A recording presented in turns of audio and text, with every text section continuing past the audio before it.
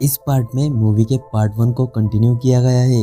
इसलिए गाइज, अगर आपने इसका फर्स्ट पार्ट नहीं देखा है तो डिस्क्रिप्शन में लिंक है, उसे क्लिक करके आप फर्स्ट पार्ट देख सकते हो।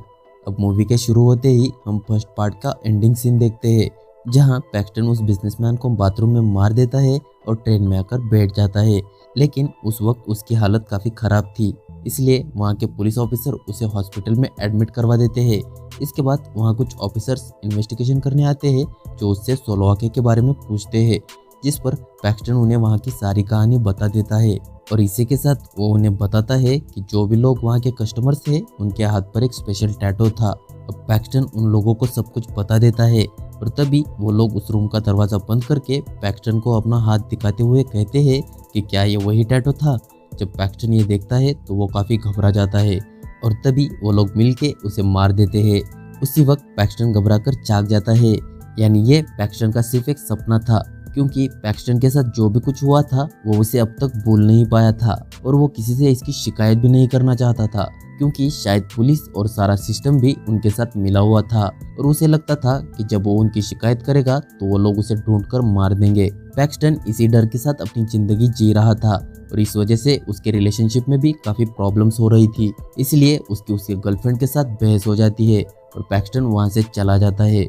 अब अगली सुबह पैक्सटन की गर्लफ्रेंड उठकर किचन में जाती है और देखती है कि वहाँ पैक्सटन की बॉडी बिना सर के एक चेयर पर पड़ी है और उसे उसकी बिल्ली खा रही है। अब इसके बाद हम उस हंटिंग क्लब के ओनर साचा को देखते हैं, जिसके पास एक आदमी बॉक्स लेकर आता है और साचा वो बॉक्स कुत्तों के सामने रख देता है और वो कुत्ता उसे ऐसे सूंघता है जैसे उसमें गोश्त हो, यानी उस बॉक्स में ही पैक्सटन का सर था।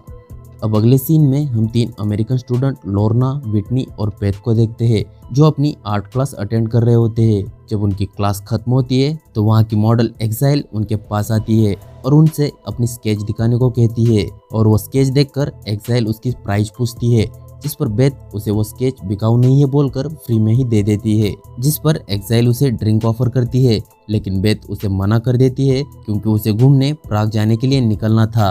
कुछ देर बाद वो अपनी ट्रेन पकड़ लेते हैं और बेथ और विटनी ड्रिंक करने चली जाती है और वहाँ लोर्ना कैबिन में ही रह जाती है। बाहर जाते जाते उनकी एक आदमी से टक्कर हो जाती है और वो उन्हें काफ़ी अजीब लगता है। अब ड्रिंक करते वक्त वहाँ उन्हें एक्साइल भी मिल जाती है। बेथ उससे पूछती है कि वो यहाँ कैसे, जिस पर एक्साइल उसे बोलती है कि तुम्हारा सुनकर मैंने भी प्राग घूमने का प्लान बना लिया। इधर वो अजीब आदमी लोर्ना के कैबिन में झाँक कर उसे घूर रहा था और देखते ही देखते वो कैबिन के अंदर आ जाता है। अब जब बेथ और विटनी कैबिन में वापस आते हैं तो वो देखते हैं कि लोर्ना रो रही थी। लोर्ना उन्हें बताती है कि किसी ने उसका आईपॉड चुरा लिया। तभी वहाँ पर एक्साइल भी आ जाती है और उनका आईपॉड उन्हें वापस कर देती है और कहती है कि एक आदमी ने उसका पर्स चुराने की कोशिश की थी, लेकिन तभी उसके पास से ये आईपॉड गिर गया। यह सुनकर लोर्ना काफ़ी खुश हो जाती है और अब एक्साइल भी उन्हीं के साथ उनके कैबिन में बैठ जाती है। अब वो सब ड्रिंक करते हैं और एक्साइल उन्हें कहती है कि हम स्लोवाकिया चलते हैं, वहाँ पर हमें काफ़ी एंजॉय करने को मिलेगा, इसलिए वो तीनों मान जाते हैं। अब स्लोवाकिया पहुँचने के बाद वो लोग एक हॉस्टल में रूम बुक करने लगते हैं। तभी वहाँ का रिसेप्शनिस्ट उन्हें रात को होने वाले फेस्टिवल के बारे में बताता है। अब वो सभी अपने रूम में जाने लगते हैं। तभी बेथ वहाँ देखती है कि वहाँ पर एक कपल मस्ती कर रहा था।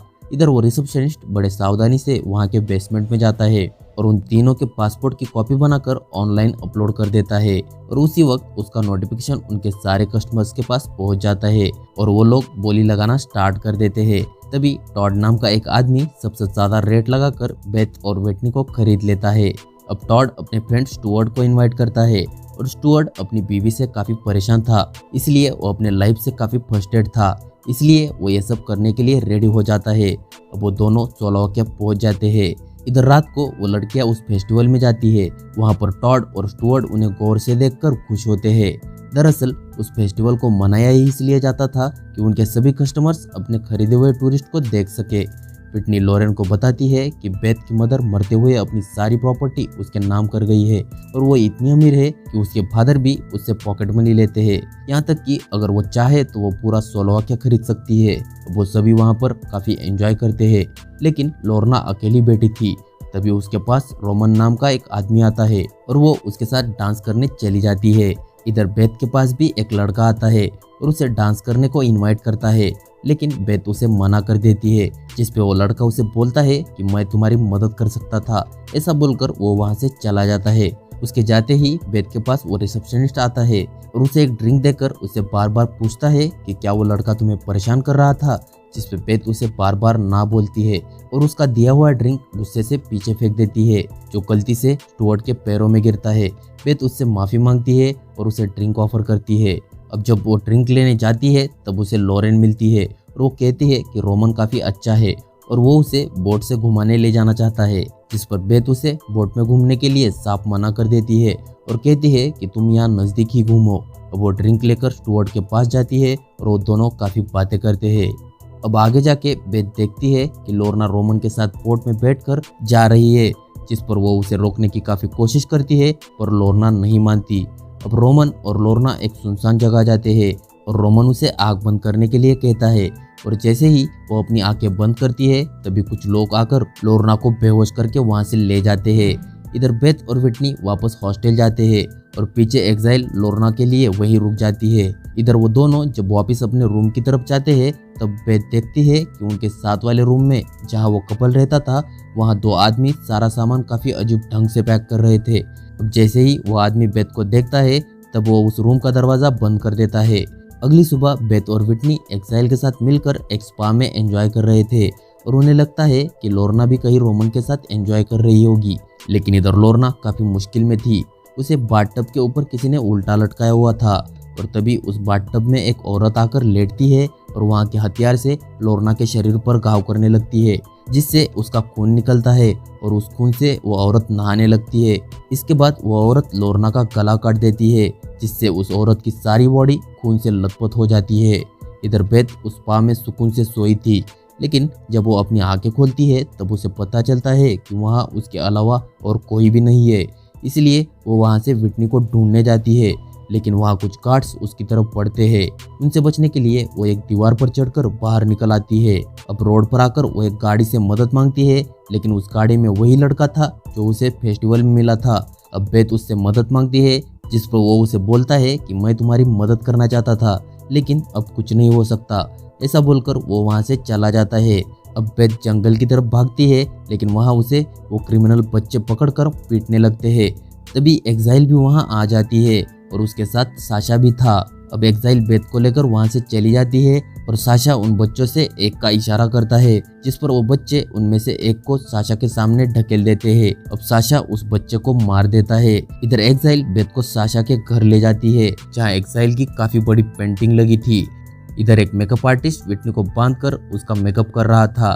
तभी विटनी जैसे तैसे उसके गाल पर काट कर वहाँ से भाग जाती है, लेकिन वहाँ के गार्ड्स हर तरफ से डोर लॉक कर देते हैं और विटनी वहाँ से भागने में असफल हो जाती है। इधर बेथ उस घर में एक्साइल और एक आदमी की फोटो देखती है और ये वही आदमी है जिससे बेथ की उस ट्रेन में टक्कर हुई थी। ये बात बेथ को काफी अजीब लगती है। अब बेथ वहाँ की खिड़की से बाहर देखती है तो उसे वहाँ वो गार्ड्स नजर आते हैं जो उस स्पा में उसके पीछे पड़े थे। अब बेथ समझ जाती है कि एक्साइल भी इन सब से मिली हुई है, इसलिए वो खुद को एक रूम में बंद कर लेती है। अब वहाँ उसे एक सीक्रेट रूम मिलता है, जहाँ बहुत से लोगों के सिर को एक म्यूजियम की तरह रखा था और उनमें एक सिर पैक्सटन का भी था। अब बेथ कुछ समझ पाती इससे पहले ही वो गार्ड्स वहाँ आकर उसे पकड़ लेते हैं। अब इधर टॉड और स्टुअर्ट तैयार होकर अपने काम को अंजाम देने चले आते हैं और कपड़े चेंज करके अपने अपने रूम में जाते हैं। स्टुअर्ट अपने रूम में जाकर बेथ को देखता है और काफी घबरा जाता है। उसे देखकर उसका ये सब करने का मन बदल जाता है और वो बेथ को बताता है कि वो यहाँ आना नहीं चाहता था, लेकिन उसके दोस्त के काफी फोर्स करने पर वो यहाँ पर आया है। वो बेथ को खोलकर आजाद कर देता है और बेथ वहां से भागने की कोशिश करती है, लेकिन तभी स्टुअर्ट का मन फिर से बदल जाता है और वो उसे पीछे से मारकर बेहोश कर देता है और फिर से उसी कुर्सी पर बांध देता है। दूसरे रूम में टॉड विटनी को टॉर्चर करने के लिए एक पावर कटर का यूज करता है और जैसे ही वो उसे उसके सिर पर चलाता है वो उसके बालों में अटक जाता है और विटनी का चेहरा पूरा खराब हो जाता है। इसलिए उसे देखकर उसे काफी घिन आती है, इसलिए वो विटनी को उसी हालत में छोड़कर वहां से निकल जाता है। लेकिन उस क्लब का कॉन्ट्रैक्ट था कि जो भी उस रूम में जाता है वो उस विक्टिम को मारे बगैर वहां से बाहर नहीं जा सकता। टॉड उस रूल को तोड़कर लिफ्ट से वहां से निकलने लगता है, लेकिन जैसे ही लिफ्ट नीचे पहुंचती है वो गार्ड्स अपने शिकारी कुत्ते छोड़ देते हैं, जो टॉड का सारा मांस कटक जाते हैं। अब इसके बाद वो लोग विटनी को ट्रेसिंग करते हैं और उसकी एक फोटो लेकर वहाँ के सारे क्लाइंट्स को दिखाते हैं, जहाँ फिर से उसकी बोली लगना स्टार्ट हो जाता है।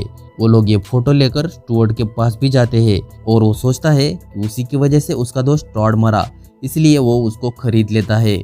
इसके बाद वो विटनी को मार देता है और उसका नेकलेस लाकर बेथ को पहना देता है। अब बेथ अपनी जान बचाने के लिए उसे सेड्यूस करती है, जिससे स्टुअर्ट उसके हाथ पांव खोलकर उसे एक टेबल पर लेटा देता है। लेकिन तभी बेथ मौका देखकर उस पर हमला करके उसे जख्मी करती है और उसे उसी कुर्सी पर बांध देती है। अब वो उस रूम का कैमरा तोड़कर स्टुअर्ट को टॉर्चर करके दरवाजे का पासवर्ड पता करती है और जैसे ही वो दरवाजा खोलती है तभी वहाँ सारे गार्ड्स पहुंच जाते हैं। लेकिन बेथ स्टुअर्ट को टॉर्चर करके सभी गार्ड्स को गन पॉइंट पर लेकर साशा को बुलाने को कहती है। अब कुछ देर बाद साशा वहाँ पर पहुंच जाता है और उन दोनों को मारने का ऑर्डर देता है। लेकिन तभी बेथ उसे वहाँ से आज़ाद करने की कीमत पूछती है, क्योंकि वो काफ़ी ज़्यादा अमीर थी, इसलिए वो उन्हें मुंह मांगी कीमत दे सकती थी। तभी साशा बोलता है कि बात सिर्फ पैसे की नहीं है और तुम्हें यहाँ से बाहर निकलने के लिए किसी एक को मारना होगा। तभी बेथ बिना कुछ सोचे समझे स्टुअर्ट की बॉडी के मेन पार्ट को काट देती है और उसे वहां तड़प कर मरने के लिए छोड़ देती है। इसके बाद वो उनके कॉन्ट्रैक्ट के मुताबिक बेथ पर भी ब्लड हंट डॉग का टैटू बनवाकर उसे वहां की मेंबर बना देते हैं। अब अगले सीन में एक बच्चा एक्साइल का पर्स चुराकर भागने लगता है और एक्साइल भी उसका पीछा करने लगती है। लेकिन तभी सारे बच्चे मिलकर उसे अपने ट्रैप में फंसाते हैं और तभी वहां बेथ आकर एक्साइल का भी सर काट कर अपना बदला ले लेती है। अब वो सारे बच्चे एक्साइल के सिर से फुटबॉल खेलते हैं और यहीं पर यह मूवी खत्म हो जाती है।